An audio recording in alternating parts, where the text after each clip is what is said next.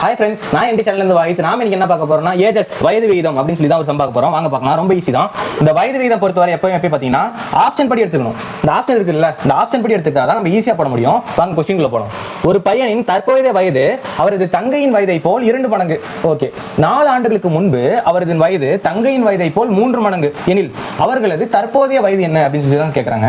Okay, first என்ன கேட்கறாங்க? அவர்களோட தற்போதைய வயது என்னன்னு கேட்கறாங்க. அப்ப இந்த 4 ஆப்ஷன் தானே தற்போதைய வயது. ஆமாங்க, 18 9 4 7 16 8 12. ஓகே, இப்போ क्वेश्चनல போலாம். ஃபர்ஸ்ட் வந்து ஆப்ஷன் எடுத்துக்கலாம். ஃபர்ஸ்ட் ஆப்ஷன் என்ன? 18 9 இத எடுத்துக்கிறீங்களா? ஓகே, ஃபர்ஸ்ட் என்ன சொல்றாங்க? ஒரு பையனின் தற்போதைய வயது அவர்களின் தங்கையின் வயதை போல் 2 மடங்கு. ஓகே, 2 மடங்கா? 9 × 2 18. ஆமா. 7 × 2 எவ்வளவு? 14. ஓகே, 8 × 2 16. 6 × 2 12.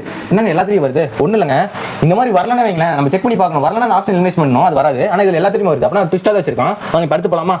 4 ஆண்டுகளுக்கு முன்பு அவர்களின் தங்கையின் வயதை போல் 3 மடங்கு. 4 ஆண்டுகளுக்கு முன்பா? இப்ப 4 ஆண்டு முன்பு 18 4 போச்சுன்னா எவ்வளவுங்க? 14. ஓகே, 9 4 போச்சுன்னா எவ்வளவுங்க? 5. இதுக்கும் 3 மடங்குன்னு சொல்றான். அப்ப 5 × 3 15 தானே வரணும். இங்கேயே 14 வருது. அப்ப இது வராதுங்க. ஓகே, அடுத்து இப்போ சப்போஸ் நான் சி எடுத்துக்கிறேன். சி என்னது? 16 8. ஓகே, என்ன சொல்லியிருக்கான்? 4 ஆண்டுகளுக்கு முன்பு. 4 ஆண்டு கழிக்கணுமா? 16 4 போச்சுன்னா எவ்வளோ? 12. ஓகே, 8 4 போச்சுன்னா எவ்வளோ? 8 4 போச்சுன்னா 4. ஓகே, 4 ஆண்டுகளுக்கு முன்பு அவர் தங்கையின் வயதை போல் 3 மடங்குன்ட்டான். ஓகே, 4 3 எவ்வளோப்பா? 4 3 12ங்க. ஓகே, 12 வந்துருச்சா? வந்துருச்சுங்க. அப்படிதாங்க ஆன்சர். அவ்வளோதாங்க.